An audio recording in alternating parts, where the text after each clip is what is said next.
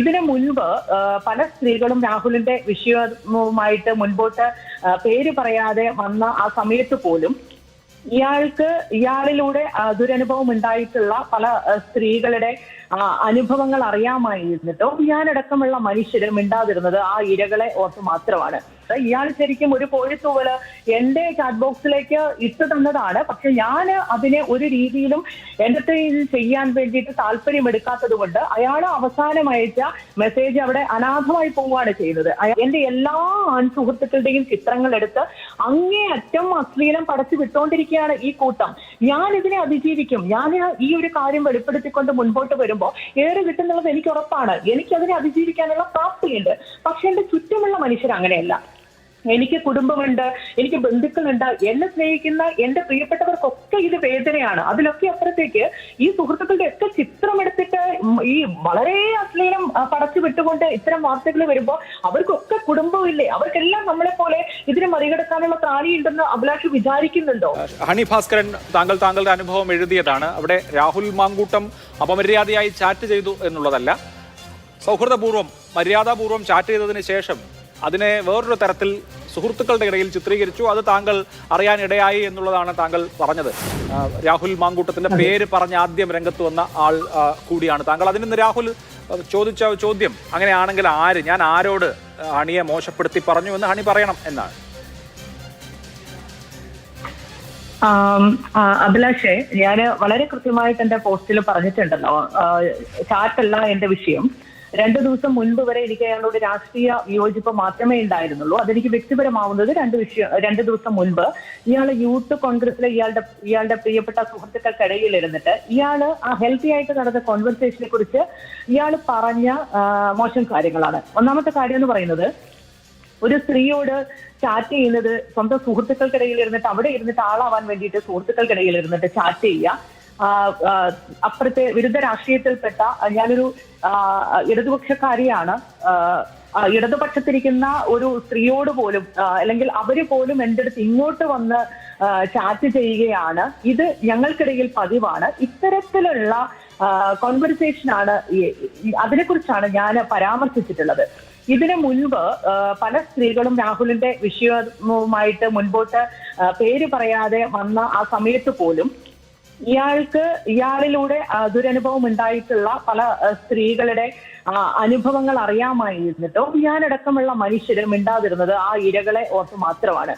ഈ ഇരകളൊക്കെ എന്തുകൊണ്ടാണ് ഇപ്പോൾ പുറത്തു വരാൻ, നിയമപരമായിട്ട് മുൻപോട്ട് പോകാനോ അല്ലെങ്കിൽ കൂടുതൽ പരാതികളുമായിട്ട് മുൻപോട്ട് വരാത്തതോ എന്നുള്ള കാര്യത്തിൽ ഇപ്പോൾ എനിക്ക് ക്ലാരിറ്റി ഉണ്ട്. കാരണം വ്യത്യസ്ത രാഷ്ട്രീയത്തിൽപ്പെട്ട ഒരാളെ കുറിച്ച് ഹെൽത്തി ആയിട്ട് ഒരു ചാറ്റില് അന്നായിരുന്നു ആദ്യത്തെയും അവസാനത്തെയും കോൺവെർസേഷൻ ഞങ്ങൾക്ക് അറിയാമായിരുന്നു. അതായത് ഇപ്പൊ പല സുഹൃത്തുക്കളും പറഞ്ഞ് ഇദ്ദേഹത്തിന്റെ സ്വഭാവം അറിയാമെന്ന് പറഞ്ഞു. താങ്കൾ ശ്രീലങ്കയിൽ പോയ വേളയിലാണ് ഒരു റിയാക്ഷൻ അദ്ദേഹത്തിന്റെ ഭാഗത്തുനിന്ന് ഉണ്ടാവുകയും പിന്നീട് തുടർന്നൊരു ചാറ്റ് നടക്കുകയും ചെയ്തത്. അന്ന് അറിയാമായിരുന്നോ ഇത്തരം കാര്യങ്ങൾ? ഇല്ല, അങ്ങനെ അറിയാമായിരുന്നെങ്കിൽ അന്നത്തെ ദിവസം തന്നെ ഞാൻ ഇയാളെ പരീക്ഷിക്കാൻ വേണ്ടിയിട്ട് തന്നെ അതിന്റെ കണ്ടിന്യൂഷനിലേക്ക് ഞാൻ പോകുമായിരുന്നു. പക്ഷേ ഞാൻ അതിന് ശ്രമിക്കാതിരുന്നത് അതുവരെ രാഹുലിന്റെ ഇത്തരത്തിലുള്ള ബാക്ക്ഗ്രൗണ്ട് ഒന്നും ആരും പുറത്തേക്ക് അധികം മേ ബി എന്റെ നെഗ്ലിജൻസ് കൊണ്ടാവാം എന്റെ ശ്രദ്ധയിൽ അത് പെട്ടിട്ടുണ്ടായിരുന്നില്ല. അതിനുശേഷമാണ് വേറൊരു പെൺകുട്ടിയുടെ ഇന്ന് ആ പെൺകുട്ടിയുടെ വോയിസ് നോട്ടൊക്കെ പുറത്തു വന്നിട്ടുണ്ട്. അബോർഷനുമായിട്ട് ബന്ധപ്പെട്ടിട്ടുള്ള വിഷയമൊക്കെ മുൻപ് 2 ആഴ്ച മുൻപേ പുറത്തു വന്നിട്ടുണ്ടായിരുന്നു. അന്ന് ആ സമയത്ത് പോലും അപ്പോഴാണ് എനിക്ക് ബോധ്യം വരുന്നത് ഇയാൾ ശരിക്കും ഒരു കോഴിത്തൂവല് എന്റെ ചാറ്റ് ബോക്സിലേക്ക് ഇട്ടു തന്നതാണ്. പക്ഷെ ഞാൻ അതിനെ ഒരു രീതിയിലും എന്റെ ചെയ്യാൻ വേണ്ടിയിട്ട് താല്പര്യമെടുക്കാത്തത് കൊണ്ട് അയാൾ അവസാനം അയച്ച മെസ്സേജ് അവിടെ അനാഥമായി പോവുകയാണ് ചെയ്യുന്നത്. അയാൾ പിന്നെ സുഹൃത്തുക്കൾക്കിടയിൽ അയാൾ ധൈര്യപൂർവ്വം ഇത് ചെന്ന് പറയുന്നത് യൂത്ത് കോൺഗ്രസ് പ്രവർത്തകർക്കിടയിൽ ഇങ്ങനെ ഈ ഒരു കോൺവെർസേഷനെ വക്രീകരിച്ച് പറഞ്ഞു കഴിഞ്ഞിട്ടുണ്ടെങ്കിൽ തീർച്ചയായിട്ടും അത് എൻ്റെ അടുത്ത് എത്താനുള്ള സാധ്യത കുറവായതുകൊണ്ടാണ് അയാൾ അവർക്കിടയിൽ പോയിരുന്നിട്ട് അത് പറയുന്നത്. പക്ഷേ രാഷ്ട്രീയത്തിനപ്പുറത്തേക്ക് സൗഹൃദങ്ങൾക്ക് വാല്യൂ കൊടുക്കുന്ന ഒരാളായതുകൊണ്ട് ഒരു യൂത്ത് കോൺഗ്രസ് പ്രവർത്തക തന്നെയാണ് അവരിലേക്ക് ഈ കാര്യം എത്തുകയും അവരാണ് എന്നെ വിളിച്ചിട്ട് 2 ദിവസം മുൻപ് ഈ വിഷയം അവതരിപ്പിക്കുന്നത്. ഇന്ന് എനിക്ക് തോന്നുന്നു മാതൃഭൂമി ന്യൂസിൽ തന്നെയാണെന്ന് തോന്നുന്നു രാഹുൽ പറയുന്നുണ്ട് ആ ചാറ്റിൽ വേറെന്തെങ്കിലും സംഭവിച്ചിട്ടുണ്ടെങ്കിൽ അതിനെക്കുറിച്ച് പറയട്ടെ എന്ന്. ഞാൻ ചാറ്റിനെ കുറിച്ചല്ലല്ലോ എന്റെ പോസ്റ്റും എന്റെ വെളിപ്പെടുത്തലും അതിനെക്കുറിച്ചല്ല, അയാളുടെ ഈ ആഭാസത്തരത്തെ കുറിച്ചാണ്. സ്ത്രീകളോട് ചേർന്ന് നടക്കുകയും അല്ലെങ്കിൽ അങ്ങോട്ട് പോയി മിണ്ടുകയും അല്ലെങ്കിൽ അയാളുടെ സ്നേഹത്തെയോ അയാളുടെ ബന്ധത്തെയോ വിശ്വസിച്ച് അയാൾക്കൊപ്പം സ്വകാര്യത പങ്കിട്ട സ്ത്രീകളെ കുറിച്ചൊക്കെ ഇയാൾ പുറത്തു പോയി പറയുന്ന ഇത്തരം വർത്തമാനങ്ങൾ ഈ സ്ത്രീകൾക്കൊക്കെ ഉണ്ടാക്കുന്ന കിട്ടിയ വിവരം, അതായത് നിങ്ങളുടെ ചാറ്റിനെ കുറിച്ച് അപകീർത്തികരമായി സംസാരിച്ചു, അതായത് ഒരു സർക്കിളിൽ സംസാരിച്ചു, അത് കേട്ട ആൾക്കാരാണോ, അത് കേട്ട യൂത്ത് കോൺഗ്രസ് പ്രവർത്തകയാണോ പറഞ്ഞത്? ഇങ്ങനെ പറയുന്ന ശീലം മറ്റ് സ്ത്രീകളുമായി ചാറ്റ് ചെയ്തതിനു ശേഷം ആ ചാറ്റുകളെ കുറിച്ച് പറയുന്ന ശീലം ഉണ്ടായിരുന്നു എന്നാണോ? അതിൽ ഒരു കുറച്ചുകൂടി വ്യക്തത വരുത്തിയാൽ. അതെ, തീർച്ചയായിട്ടും. കാരണം അയാളുടെ തോളത്ത് കൈയിട്ട് നടക്കുന്ന ആളാണ് എന്റെ സുഹൃത്തായിട്ടുള്ള കോൺഗ്രസ് പ്രവർത്തകയോട് ഈ കാര്യം പറയുകയും അവരെന്നെ വിളിച്ച് പറയുകയും ചെയ്യുന്നത്. അപ്പോ എനിക്ക് ഇപ്പൊ രാഹുൽ ചോദിച്ചു എന്തുകൊണ്ടാണ് പരാതിയുമായിട്ട് മുൻപോട്ട് പോവാൻ മടിക്കുന്നത് എന്ന് ചോദിക്കുന്നതിന് എനിക്ക് ഉള്ള ഉത്തരം എന്ന് പറഞ്ഞിട്ടുണ്ടെങ്കിൽ, മുൻപ് എന്റെ പെൺസുഹൃത്തായിട്ടുള്ള ഒരു സ്ത്രീയുടെ അടുത്ത് രാഹുല് കർഷക സമരം ഡൽഹിയിൽ നടക്കുന്ന സമയത്ത് അവരുടെ അടുത്ത് രാഹുൽ അങ്ങോട്ടേക്ക് പോയി പറഞ്ഞു നമുക്കും പോണം ഡൽഹിക്ക് എന്ന് പറഞ്ഞു. അപ്പൊ അവര് ആദ്യം മനസ്സിലായില്ല ഇയാൾ എന്താ ഉദ്ദേശിച്ചത്. അപ്പൊ ആ സ്ത്രീ റിപ്ലൈ കൊടുത്തു, ഓക്കെ നമുക്ക് എല്ലാവർക്കും ഇതിനെ അനുകൂലിക്കാനാണെന്ന് അവിടെ പോകുന്നതെന്ന് വിചാരിച്ചിട്ട് പറഞ്ഞു, ഓക്കെ നമുക്ക് എല്ലാവർക്കും കൂടെ പോകാന്ന് പറഞ്ഞപ്പോ ഈ രാഹുൽ മാങ്കൂട്ടം അന്ന് എന്റെ സുഹൃത്തിന് മറുപടി പറഞ്ഞത് എല്ലാവരുമല്ല, നമ്മൾ മാത്രമായിട്ട് ഡൽഹിക്കൊരു യാത്ര എന്നുള്ളതാണ്. ഈ കാര്യം ഷാഫി പറമ്പിലിന്റെ അടുത്ത് ഈ സുഹൃത്ത് കൃത്യമായിട്ട് ചെന്ന് സൂചിപ്പിക്കുന്നുണ്ട്. അന്ന് രാഹുൽ നേതാവായിട്ടില്ല. രാഹുലിന് ഒരു രീതിയിലും ഒരുപാട് സ്ത്രീകൾ ഇടപെടുന്ന ഒരിടമാണ് യൂത്ത് കോൺഗ്രസ്. ഇതിലേക്ക് ഈ ഒരു ഇടത്തേക്ക് കൂടുതൽ വെളുപ്പിച്ചുകൊണ്ട് രാഹുൽ മാങ്കൂട്ടത്തെ കൊണ്ടുവരാൻ പാടില്ല എന്ന് ഈ സ്ത്രീ ഷാഫി പറമ്പിലിന്റെ അടുത്ത് കൃത്യമായിട്ട് പരാതി പറഞ്ഞിട്ടും ഷാഫി പറമ്പിൽ അതിന് എതിരെ ഒരു നിലപാടും എടുത്തിട്ടില്ല എന്നുള്ള മാത്രമല്ല, ആ സ്ത്രീക്ക് പിന്നീട് യൂത്ത് കോൺഗ്രസിൽ തുടരാൻ പറ്റാതെയാവുകയാണ്. എന്റെ മറ്റൊരു സുഹൃത്ത്, കൃത്യമായി പറഞ്ഞാൽ MA ഷഹനാസ് എന്ന് പറയുന്ന എന്റെ പ്രിയപ്പെട്ട സുഹൃത്ത്, അവര് യൂത്ത് കോൺഗ്രസിലെ തന്നെ രജിത് രവീന്ദ്രൻ എന്ന് പറയുന്ന ഒരാൾക്കെതിരെ ഇവളെയും മറ്റൊരു കോൺഗ്രസ് നേതാവിനെയും ചേർത്തിട്ട് അശ്ലീല വീഡിയോ ഇറക്കിയതിന്റെ പേരിൽ പരാതി കൊടുത്തിട്ടുണ്ടായിരുന്നു. ഷാഫി പറമ്പിൽ എന്ത് തീരുമാനമാണ് എടുത്തത്?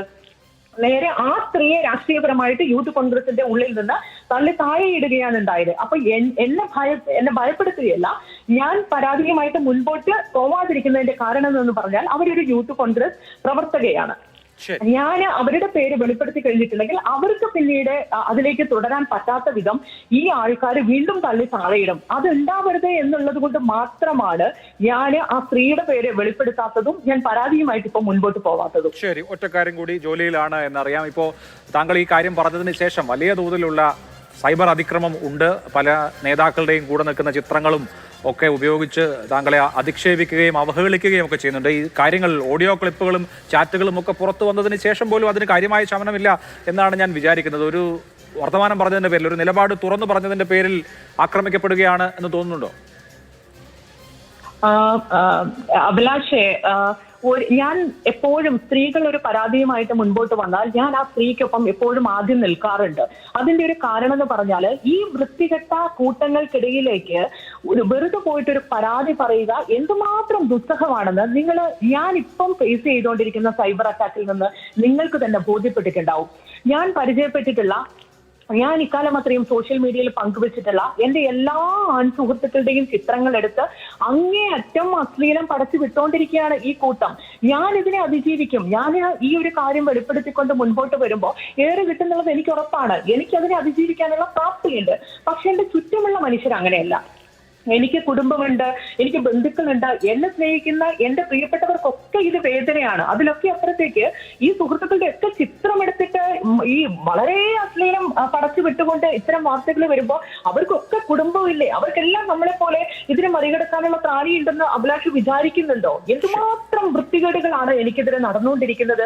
എന്റെ വീട്ടുകാരൊക്കെ, അവർക്ക് ഭയങ്കര സങ്കടമുണ്ട്.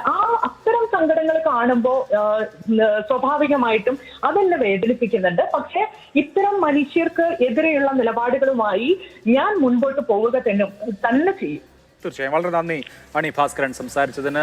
തുറന്നു പറയുന്ന, കാര്യങ്ങൾ വിശദീകരിക്കുന്ന, എണീറ്റ് നിൽക്കാൻ ധൈര്യം കാണിക്കുന്ന സ്ത്രീകളെ സ്ലട്ട് ഷെയിം ചെയ്യുന്നത് അവരെ നിശബ്ദരാക്കാനാണ് എന്ന് മാത്രമല്ല, ഇനി ആരും ഇതുപോലെയുള്ള ദുരനുഭവങ്ങൾ പറയാതിരിക്കുക എന്നത് ഉറപ്പാക്കാൻ കൂടിയാണ്. അങ്ങനെ ഉയരുന്ന നാവുകളെ നിശബ്ദമാക്കാൻ വേണ്ടിയിട്ടാണ് ഇങ്ങനെ വർത്തമാനം പറയുന്ന സ്ത്രീകളെ അധിക്ഷേപിക്കുകയും സാമൂഹ്യ മാധ്യമങ്ങളിൽ തേജോവധം ചെയ്യുകയും ചിത്രവധം ചെയ്യുകയൊക്കെ ചെയ്യുന്നത്.